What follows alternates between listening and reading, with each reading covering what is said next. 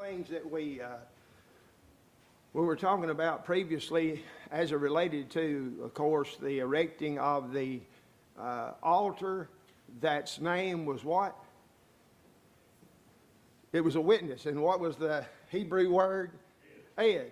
And of course I looked at that and maybe it's supposed to be Eid. I'm not sure. I'm certainly not a person that knows the Hebrew language very well at all. Barely can't even recognize the letters, but it's ED if you're looking at it from English. And so here is a witness altar that's erected. And one of the things that we talked about, and I think it's important that we maybe delve into it a little bit more, is there was a need that was seen by those tribes that were going to be now situated on the east side of the Jordan River to have a visual connection to their cousins, nieces and nephews, and all the other people who were in fact situated on the other side of the Jordan River. And that's the way they viewed that, and that was the explanation that they gave when, of course, the other tribes were ready to go to war with them. Said, what do you think you're doing? You're doing something that God hasn't commanded us to do, and you're going to cause him to destroy all of us, because don't you remember how God has intervened in people not doing or not following his instructions before? Think about Paul Aiken, and look how many men died in the Battle of Ai when we shouldn't have died. And so you just can't be doing stuff like this. What are you thinking about? And of course their explanation involved the need to preserve a memory of the connection they had to the other tribes across the river, because they were concerned about the future and they were concerned about their children, of all things. Imagine that many years ago, and you had parents and then of course grandparents who were concerned about the future for their offspring. So this is not something that just come up in the 21st century in the United States of America. You know, when you feel that today, and hopefully you do feel that to some degree, you're concerned with the future as far as your children or your grandchildren are concerned. That's exactly what we see happening right here. And what they saw as a vital tool in helping that to be progressed along to where it should be was a good remembrance and recollection of history. History played a significant role. Just think about this. And I put this together even before I listened to Good News Today, so it's simply coincidental that Troy actually made some of these same points. Was anybody in here, that might be a wrong question to ask. We all know what happened on December the 7th, 1941. Now, I'm not going to go so far as to ask if you remember that, you know, but is anybody old enough to remember that happening? John? Y'all remember it happening? Started school that same year. So that's very similar to the next question that I ask is, do you remember, and could you remember just exactly all the circumstances surrounding it when you heard on November the 22nd, 1963, that John F. Kennedy had been shot? Well, we remember that too. I mean, that's a snapshot in history that we'll always remember as long as we got halfway decent mind. I know everything surrounding that. I know we're sitting there, we'd eat dinner already at Durant Elementary School in Durant, Mississippi, and the lunch ladies, I remember looking out the window, and the lunch ladies were driving away from the school, 2 or 3 of them in one car, and all of a sudden the car stopped abruptly, and one of them, and I referred to her as an older lunch lady, she was probably 30, you know, but at the time I thought she was 150, and she jumps out of the car and she runs straight over to our window, second grade classroom. Miss McCrary folds the window down and says, "The president's been shot." I mean, I can remember that just like it happened yesterday. And then, of course, when walked home, and that was on the news, we remember that. Now, there's a whole lot of stuff that's happened since then that causes us to look back at that situation and question as to whether we had all the facts involved when we were being told by Walter Cronkite what went on, you know. And then we'd even have someone that's fixing to run for president who has said that it was his uncle and the CIA was involved in killing him, which is about where I'm standing right now too. He's involved in it for sure. But we didn't know that back then, did we? Now see, that's secular history. And so even secular history, which doesn't have anything to do with our soul or our spiritual well-being or anything, secular history can have a significant effect on us for sure. Well, what about spiritual history? Shouldn't it too? Especially if you're God's chosen people, as were these people here, who are being given the land that was promised all the way back to great-great-great-grandfather Abraham, you see. So that history prevails as well. And then there's another generation, of course. Do you remember when 9/11 happened? 9/11, 2001. Remember what happened then? Well, that wasn't that long ago. But now we've got a lot of people in this country who are clueless about those three events. And sadly, most of them are clueless and don't care about those events. Now, I submit that there should be some concern about those events. I mean, I wouldn't say you'd go so far as to be being out of shape by it that it would cause you to lose sleep. But certainly, there are things that happen historically that end up having consequences that other people who were not directly involved in it end up being affected by. That's just a fact. So history matters. And even those highly uneducated, traveling citizens of Israel knew that well. And especially the heads of the tribes knew that well. And they did not want to lose the understanding of why things had turned out like they had for them. And how they had ended up in this part of the world. And how that it wasn't by chance, it wasn't luck, is because God was fulfilling his promise that he had made all the way back in Genesis chapter 12 to Abraham and his descendants. They need to understand that. And they didn't need to just have a mental picture of that being the case. That was supposed to have a direct bearing on what they held up as being important and what they viewed as being immaterial. Now, has that principle changed till today? Why, of course not. Principle's still the same, you know. How do we determine what's important and what's not important? How do we determine what's essential in our understanding and application and what really doesn't amount to a hill of beans? How do we determine that? Do we consult with people and we take a vote as to what should take priority and what shouldn't? Or does God provide us in his inspired word just exactly what's important and then leaves things that are not important up to our judgment? Well, obviously, it's the latter, you see. Man by himself cannot fend for himself well.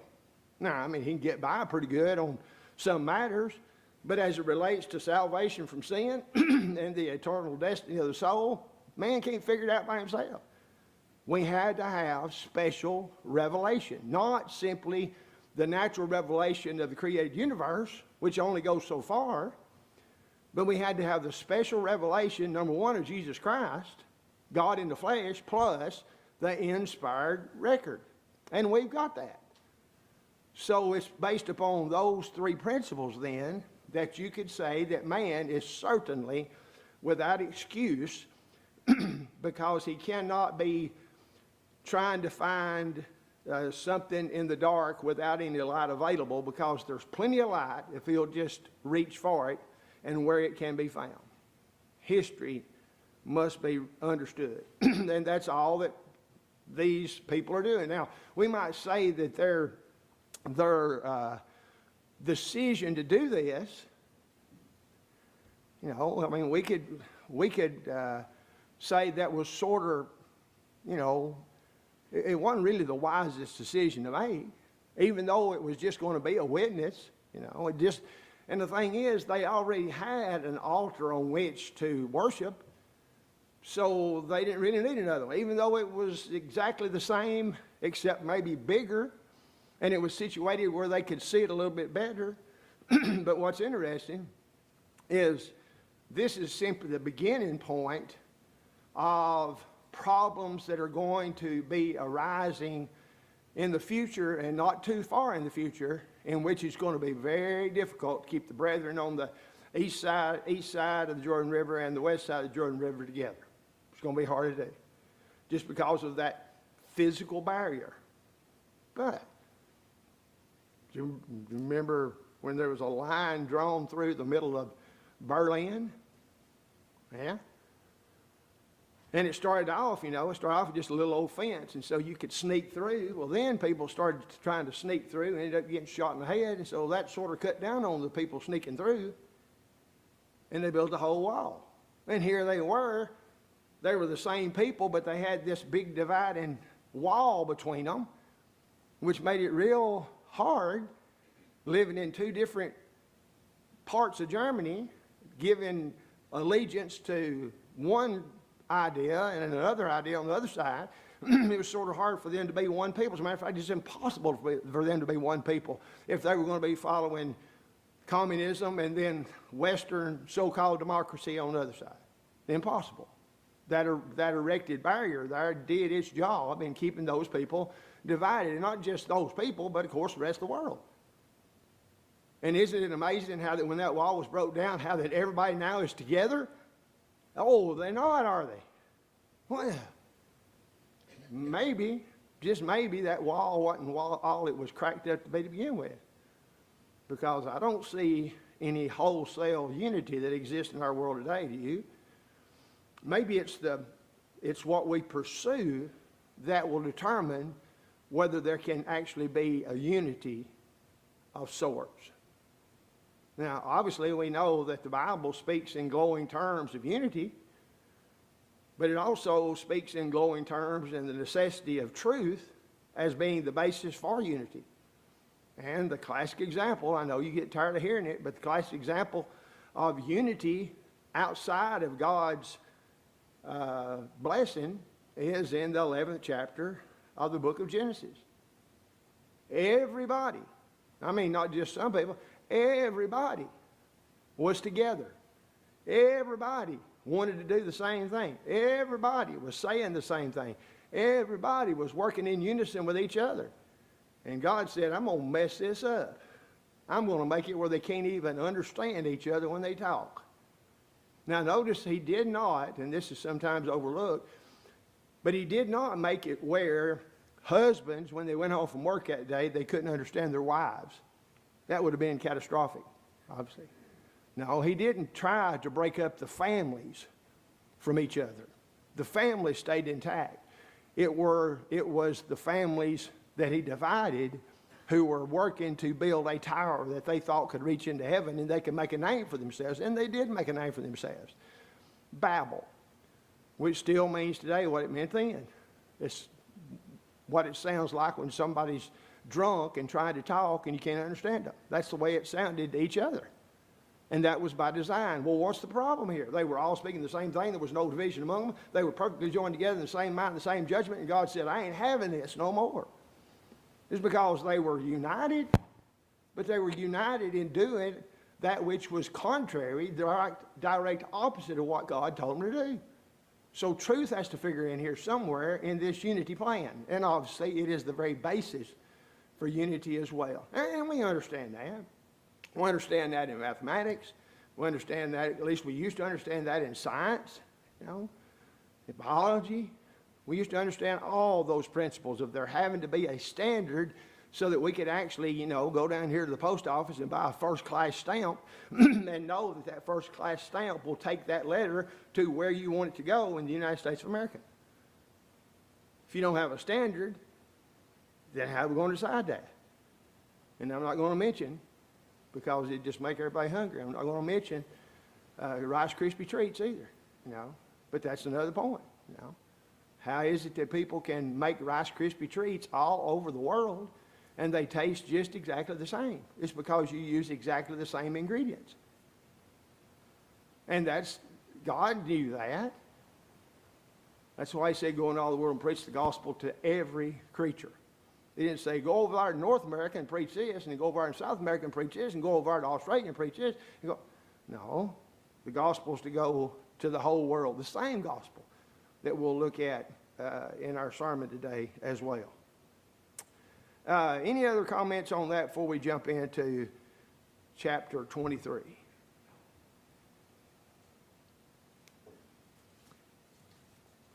And just another thing, did anybody, if you don't get up in time to watch Good News Today, I know it starts at 6:30 on Sunday morning. That is pretty early. There's no doubt about that. And to have to look at some of them guys you have to look at, that's another travesty, you know. But watch it at different times. I mean, it's available all through the day on YouTube. You can simply go there and watch every one of them that's ever been. If you're wanting to, you can do that. But the very thing that was mentioned here relative to teaching your children is, of course, the biblical principle of Deuteronomy chapter 6. You know, you teach the children when to get up, teach it to them when they go to bed, teach them when they walk by the way, teach it when they're eating. It's written on the doorpost, it's in their heart, it's in their right hand. You know, all these things are to be instructed to future generations so that they will not be in a position where they'll say, well, we didn't have any idea about that.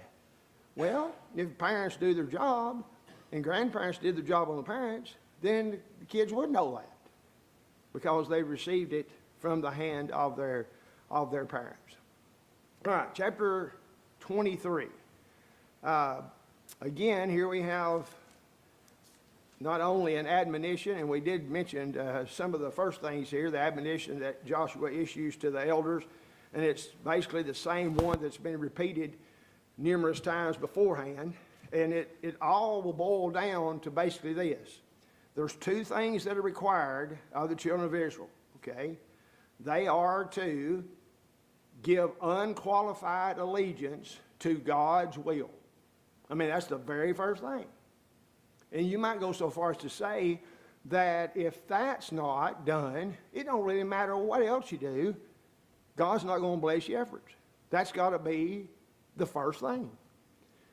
Unqualified acceptance of God's word as it is God's word, and then a willingness to learn it for the purpose of obeying it. That's at the very forefront. That's exactly what Joshua himself was told back in Joshua chapter 1.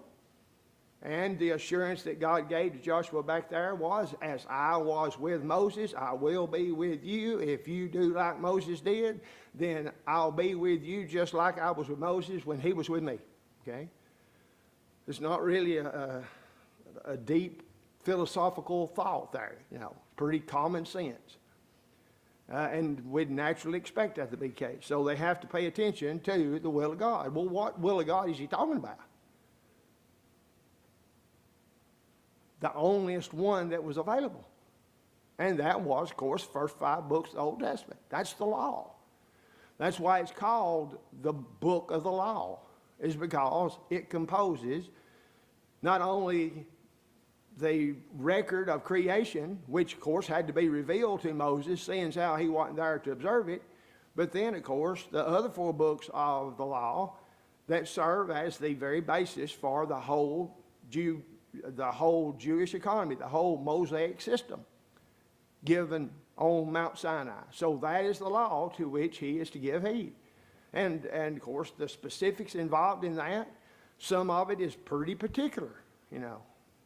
There's all types of instructions, not just about remember the Sabbath day to keep it holy, not just about honor your father and mother, although those are a part of it, but also how are you to conduct business with your fellow Hebrew and with one who's not a Hebrew. How are you conduct yourself when it comes to commerce? Are you supposed to take advantage of people? Well, the answer to that is no. How are you to treat people who are not as fortunate as you are? You know, and somebody says, well, wait a minute. I mean, here's a bunch of people that's been traveling through the desert for 40 years, and you're saying there's people that's worse off than them. There's always going to be people that are worse off than other people. You really don't have to go that far to find them. Everybody doesn't have the same thing. Some people are, and increasingly so, nowadays, honestly, when I observe the foods at Walmart that I buy to feed my grandkids at Poppy's Diner, and I see that they have doubled in price, in the last year and a half, then I start to wonder about, what about people who are having to feed their own children? Can they always afford it? Well, of course not. You know. So these points obviously have application today just as they did then, and God addressed those issues. He didn't leave it up to man and say, okay, you reckon we should, as if here's a person who is without daily sustenance, you know, if we try to help everybody like that, then there'll never be a never-ending supply of people like that. They'll be lining up at our back door. So don't do it the first time or the word will get out. That ain't what he said. Now, he didn't say throw your resources to the wind, but he did say, as you have therefore opportunity, let us do good unto all men, especially to them of the household of faith. He did say that. So opportunity equals responsibility. And when opportunity meets with responsibility, then at some point in time, here is obligation in order to be faithful to what we claim to be, and that is children of God. So, first thing, allegiance to God's word. The second thing the second point that he makes has to do with separation. So, allegiance to God's word, and then separation. Now, what's interesting about when he talks about separation here, there's a positive and a negative aspect to the separation. The first aspect is separation from what and who. Now, this is the children of Israel. I mean, we can make application for today, but what I'm talking about right here. Separation, number one, from the gods of the lands. Well, you know, is some smart that's going to say, duh. Well, of course, God, you know. Well, sure, we're going to be separated from the gods of the land. We're not going to be worshiping these heathen deities that the people in the land of Palestine are worshiping, for sure. But not just them, but the people that worship them gods. Separation from them, too. But separation in what sense? By all the restrictions, remember, that were given, that were taken advantage of by the Gibeonites, you know. It says, oh, we've been traveling for decades to get here. Look at our moldy bread, and our horses are about dead, and our clothes are holy. Not holy in the sense that they're set apart for a holy purpose, but they've got holes in them, you know, because they were not to make contracts and agreements financially with the heathens that lived right close to them. So they were to be separate from those people. They were to be separate from being unduly influenced into evil by those people. But there was what would be a positive aspect of separation. They were to be separated from all the implements of evil, the false gods and the false god followers, but they were also at the same time to be separated unto God. Now, which one is the most necessary? Well, both of them are. Now, this is where sometimes, you know, you'll run into people who will make a case for themselves based upon the fact that they are actually doing the separating from evil, okay? Which is good, you know.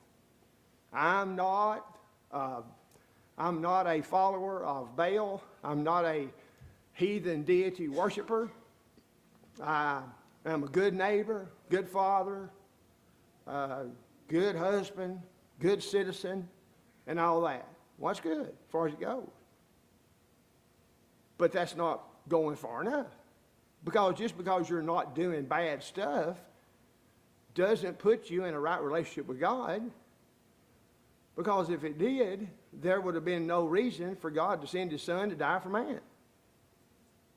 God could have simply said, everybody be good and don't be contaminated by evil.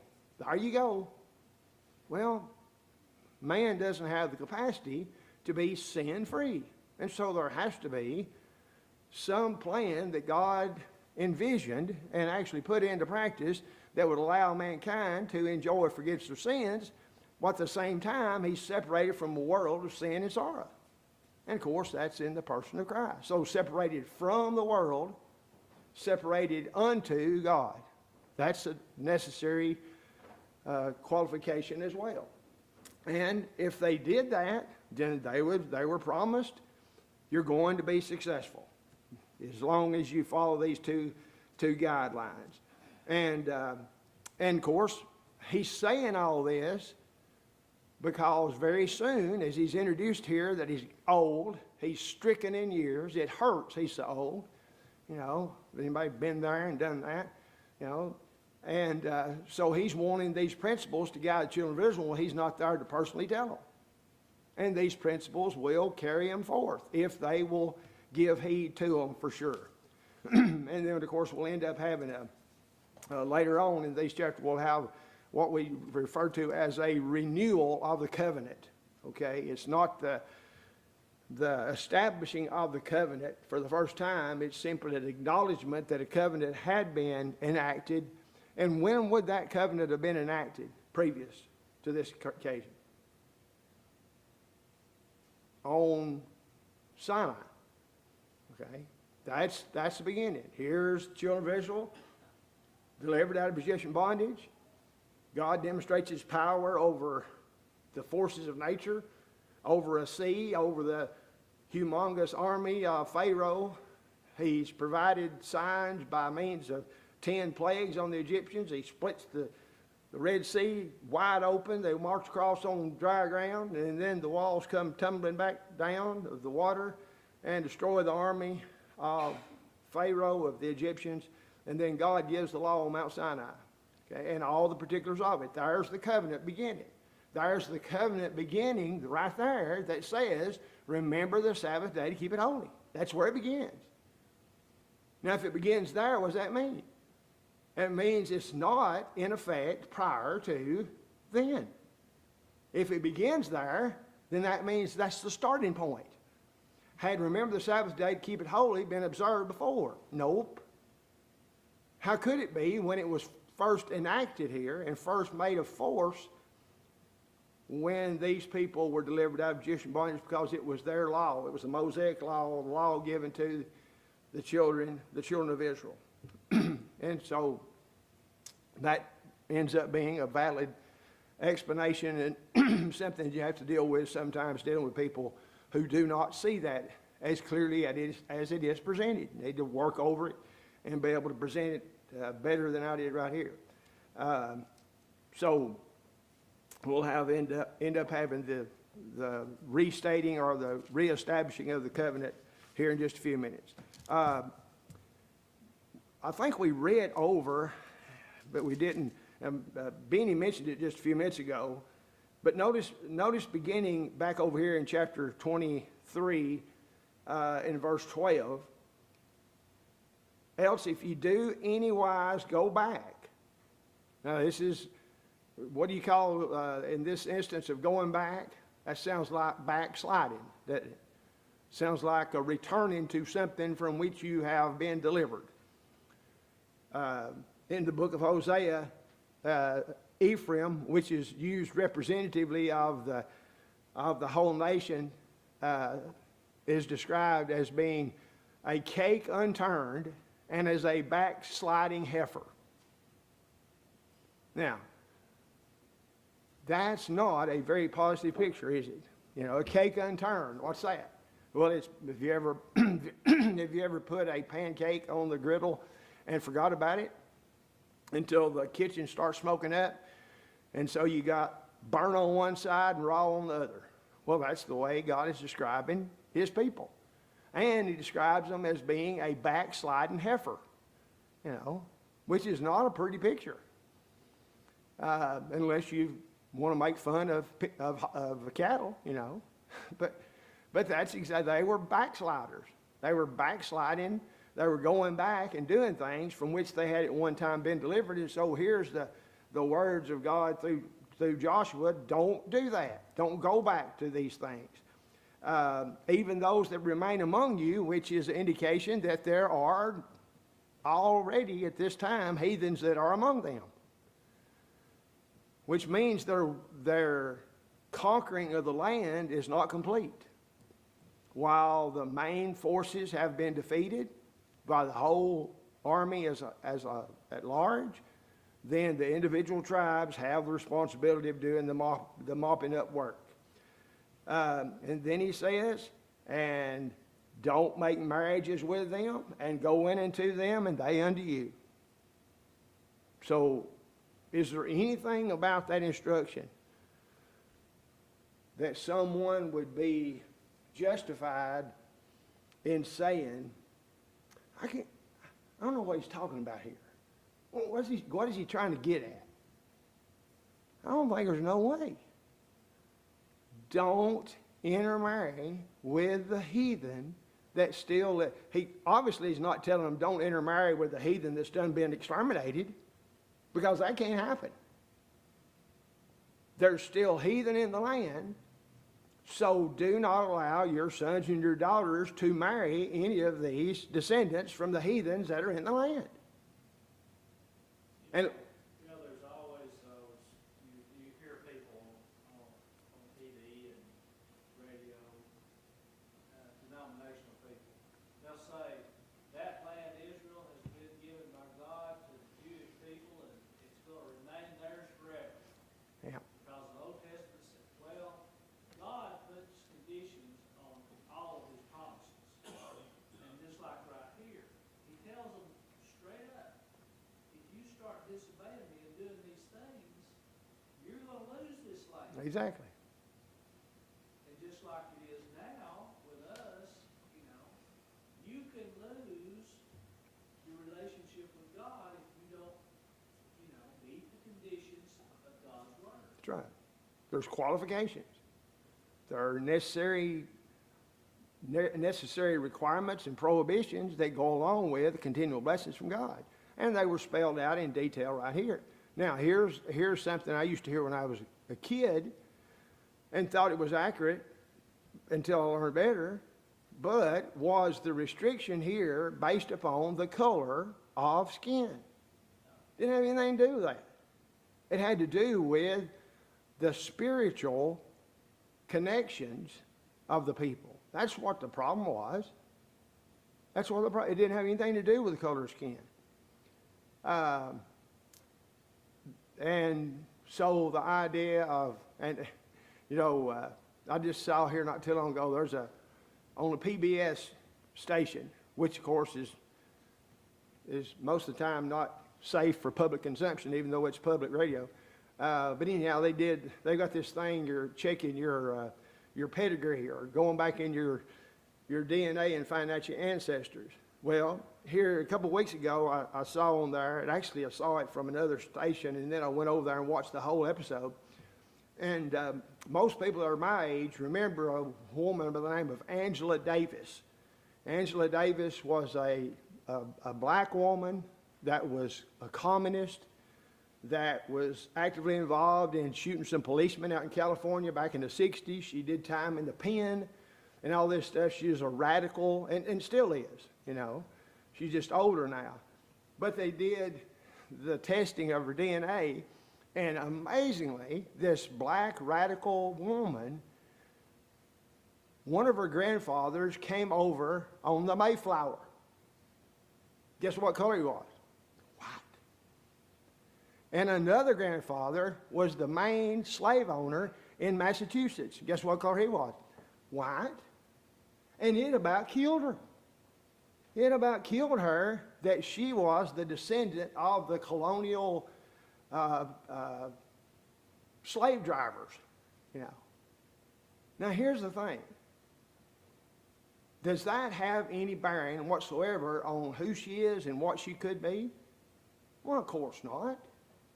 But for somebody that's made their whole life surround unjust treatment, and then find out you're kin to the people, which if what California and their reparations, she's going to have to be paying herself, I guess, you know, because of her connections, then it just shows how ludicrous it is.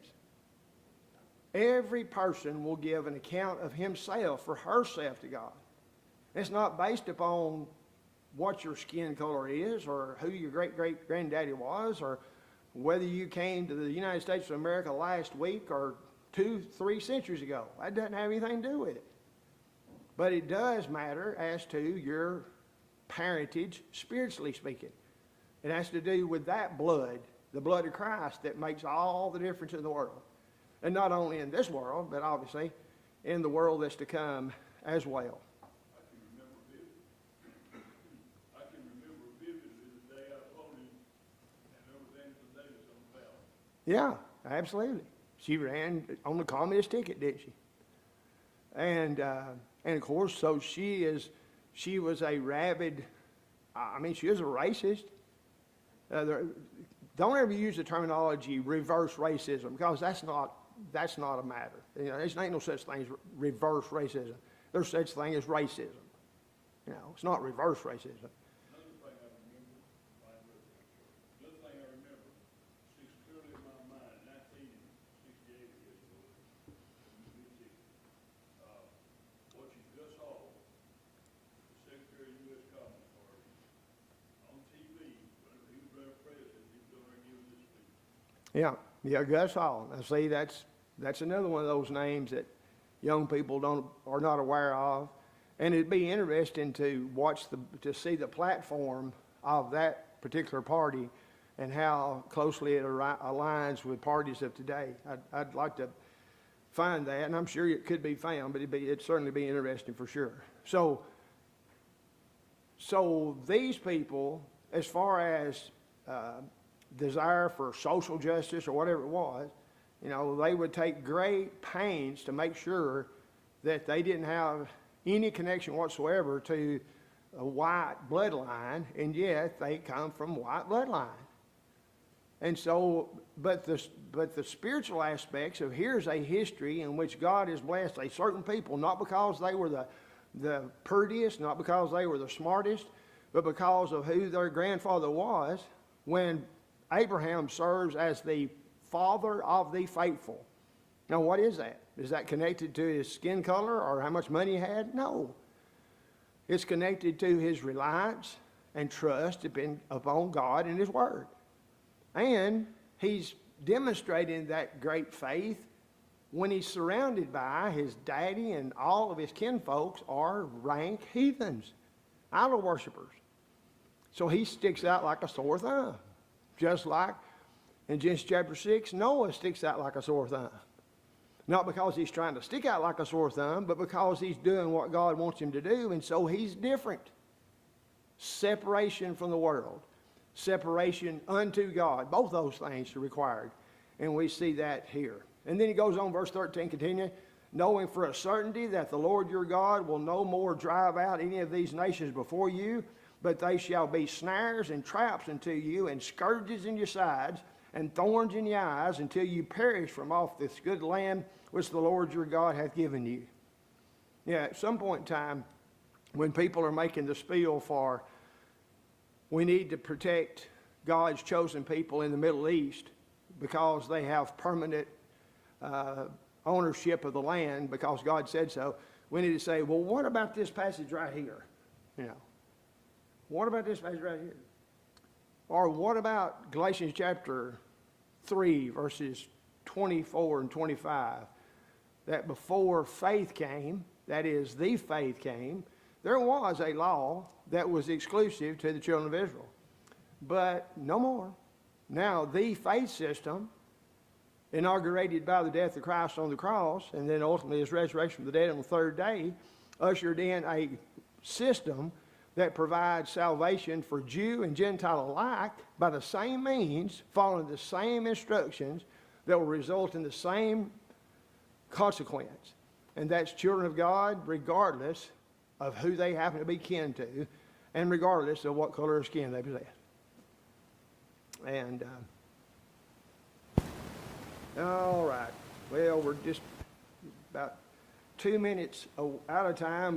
We'll start here because I want us to look at specifically at the situation here, beginning at verse 9 with Balak and then Balaam and all of that. And we'll try, well, I ain't going to say that. whenever I say we'll try to finish up, then that's always a dream, a speculation based upon the absence of reality or something like that. Anything else?